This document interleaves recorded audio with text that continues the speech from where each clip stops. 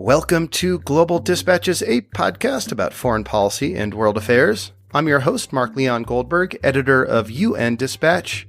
And in this show, we discuss topical global issues, have conversations with foreign affairs thought leaders and newsmakers, and give you the context you need to understand the world today. Go to globaldispatchespodcast.com to learn more. And now on with the show. Hey everyone, I am coming to you Wednesday afternoon, November 4th, after a sleepless night watching the U.S. presidential election returns. I wanted to put together an episode for you that offers some quick analysis and explanation of what happened in the United States and what some of the potential international and foreign policy outcomes are of the election as we know it right now. So on the line with me to offer some quick analysis is Michael Cohen. He is a columnist for the Boston Globe and co-author of the book Clear and Present Safety: The World Has Never Been Better and Why That Matters to Americans. And his co-author is Micah Zenko. We kick off discussing the current state of play in the Electoral College and in the U.S. Senate, and then just have a broader conversation about what it all means and what can be deduced about the American electorate right now from the election last night. So here is my conversation with columnist Michael Cohen. We're speaking around midday in the United States. Where things stand at the moment, it looks like Joe Biden will win the presidency either by a narrow margin or a medium margin. There's still a number of votes to be counted, but everything is trending in Joe Biden's direction. That seems right. I mean, I expect at this point that Biden will win. I think he'll actually win by about, a pretty significant margin of the popular vote. And chances are we'll get over 300 electoral votes. That'd be my assumption at this point. Mm-hmm. Over 300. Okay. And again, the states that are still outstanding, we're looking to see what happens in Georgia and Pennsylvania. Michigan looks like it's going to Biden. Wisconsin looks like it's going to Biden. So yeah, there are still a few states out there. On the other hand, the Senate seems like it will be held, albeit somewhat narrowly, by the Republicans. There's a number of many close races out there, so it's a little early to speculate. But, my sense is, given what we've seen, that the Republicans will probably hold a narrow majority in the Senate. Yeah, it looks like it'll come down to the two Georgia Senate races, which may both go to runoff. We know one will go to runoff on January 5th. The second one depends on where the rest of the Georgia vote comes in. I suspect that it will go to runoff. So we'll be at 50-48 with those two seats outstanding. And my guess is that Republicans will win those Senate races, but, who knows? We'll have to see what the results are in Georgia before drawing any clear conclusions about that. Mm-hmm. And the tiebreaker goes to the vice president, who plays president of the Senate in a tie situation. So a tie would go to the Democrats if Joe Biden holds on to the lead he has now. Yes, that's right. And so Kamala Harris would be the tiebreaker in the Senate. But, and that would be good for Democrats. It would be good for Joe Biden's agenda. But I think the chance of that happening are probably pretty slim at this point, to be honest. Mm-hmm. So a couple of things, this is either a narrow win or a medium win for Biden if things hold up as they look now. It's not a landslide victory. It's not this overwhelming repudiation of Trumpism or Trump, as we've seen, as some might have expected. Frankly, I thought it was going to be a wider margin than it is. It's a little early to do punditry, but I'm just trying to get your kind of quick take. I think what happened last night has left me, for lack of a better word, completely stunned. And I don't really have a good explanation for what happened. Every single poll suggested Biden was going to win by a big margin. And even if it's a little bit of a more narrow victory, and even if, some of the states that were sort of toss up go to Trump, that doesn't explain what happened in the congressional races, which is where I think the real stunner of the evening is. I mean, I don't know anybody who thought the Democrats would lose seats in the House, and they did. I think everybody assumed that Democrats would pick up the Senate, and they probably won't. And so every single just take Susan Collins in Maine, for example. I don't think she polled above 46% ever this cycle in her race against Democrat Sarah Gideon. She was above 50% when today Gideon called her to concede. That I don't understand how that happened, actually. I just don't. Tom Tillis in North Carolina is another example. I don't think he ever polled above 49%. He got 49% of the vote. That number may narrow somewhat when all the absentee votes are counted. But again, I don't think there's a clear explanation for how Republicans were able to win races that I think no one thought they were going to win. The best I can come up with is, frankly, that I think this country is so polarized that at the end of the day, Republicans could not fathom the possibility of voting, splitting their ticket between a Senate candidate and a presidential candidate. And so in a lot of red states where Democrats had good candidates and raised a ton of money, they couldn't overcome that partisan lean toward Republicans. Mm-hmm.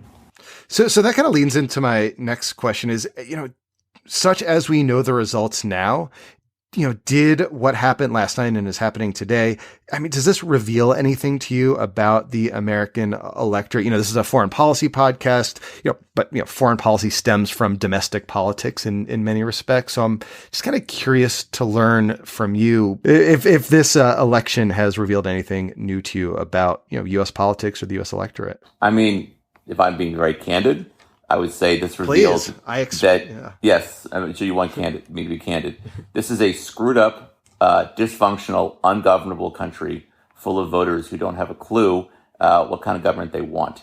And they would, frankly, rather vote based on partisanship and sticking it to the other party than they would on what's best for America. And I, was somewhat optimistic that a Biden presidency with a Democratic Senate would be able to accomplish something. I have zero optimism that anything will get done in the next 4 years at least for 2 years until midterm.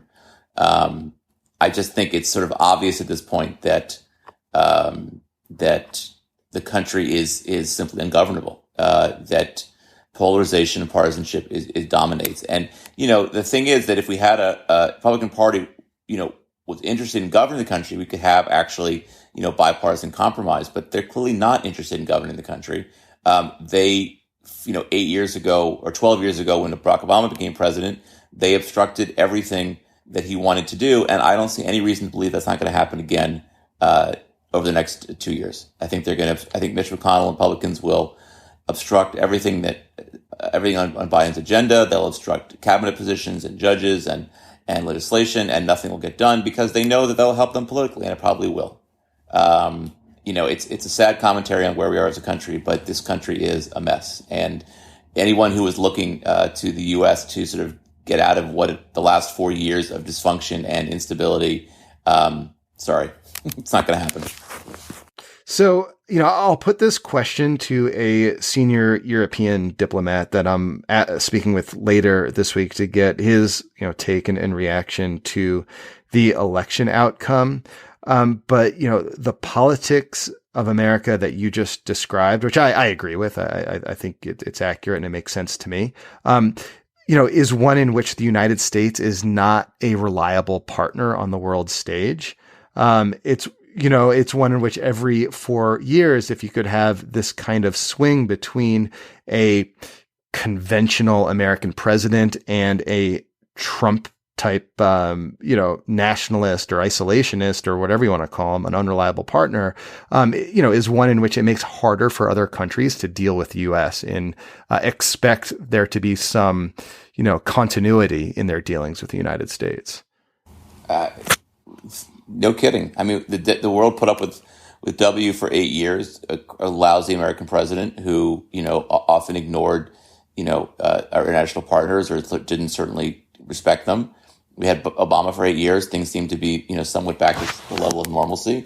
And now we have 4 years of this clown show. And now we're going to have at least Biden will be better on foreign policy. I think that almost certainly is the case. And I think he'll be an effective foreign policy president. But how much credibility can you give to anything that comes out of a U.S. administration when you don't know what's going to happen in 4 years? I saw a quote from somebody on Twitter, some European diplomats saying, the world doesn't want to play American roulette every 4 years, and that's what we're dealing with. And I don't blame them, frankly. I think this just cements American decline. And I hate to sound so pessimistic, but it's really hard to look at what happened and have anything other than just pessimism about where America's headed as a country. Well, except for the fact that we might have forestalled a democratic backslide and authoritarian rule in this country, which was a possibility. Yeah, I mean, look, that's a great. So there is that. There is that, and it's a really good point. I don't want to minimize. You're absolutely right about that, and I shouldn't minimize how important it is to get Trump out of office. There's no question about that. But I think, in some ways, if that was the worst alternative, what we're getting now is the second worst alternative, which is a Republican Party that doesn't feel chastened by its support for Trump, that had paid no political price for enabling Trump, that has every incentive to obstruct whatever Joe Biden wants to do. I mean, it is not as bad as Trump winning, but it's pretty bad. And that's the only way to look at it. So, foreign policy is one area in which the president has a wide latitude to work, does not have to answer necessarily to the Senate on many things when it comes to foreign policy. But there are some issues, and some areas in which a Senate that is bent on obstructing a U.S. president might flex its muscle. Looking down the road, the potential of a Biden presidency plus a Republican-controlled Senate, what sort of dynamics do you see potentially unfolding when it comes to the Senate's ability to constrict his hand in foreign policy issues? That's a good question, actually. I don't have a good answer for that. I mean, I think, on things like the Paris Climate Accord, I imagine that Biden can bring the U.S. back in if he wants to. On Iran, I don't know how that's going to work. I mean, it doesn't need congressional permission to go back into the agreement, or to certainly hash out a new agreement. I think where it could be more difficult is in blocking Biden cabinet officials. I mean, I think Susan Rice was a front runner for Secretary of State. I think that's now not going to happen. I don't think Republicans are going to confirm her to be Secretary of State. I think it probably, it may be, look, I don't know how far the Republicans will go in obstructing, but they may obstruct all of his cabinet nominees. I have no idea. I do think that at the very least, you're not going to get, I think maybe more progressive or maybe more provocative picks for cabinet positions, because they can't get the Republican Senate. Yeah, I mean, the JCPOA is kind of an interesting example. I think, when you go back and think about it, there was this kind of congressional action that forced the U.S. president to recertify Iranian compliance with the JCPOA. And it was Trump's non-certification that triggered the U.S. pullout of the JCPOA. So there's some, I think, ways in which the Senate can potentially constrict or constrain Joe Biden's foreign policy hand. I guess maybe one last question. If Biden wins, it will likely probably be because of Minnesota, Wisconsin, Michigan, potentially Pennsylvania, and these are areas, a part of the U.S. that is, heavily affected by issues regarding trade with China.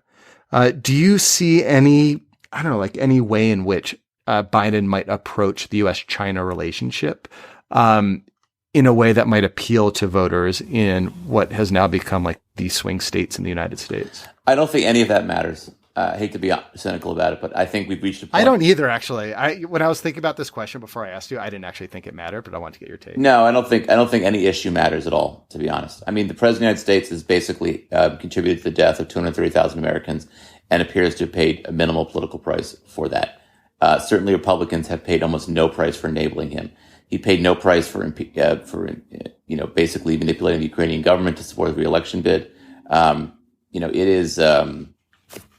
what can you say? I mean, I don't think that there's any... Except for being voted out of office, probably.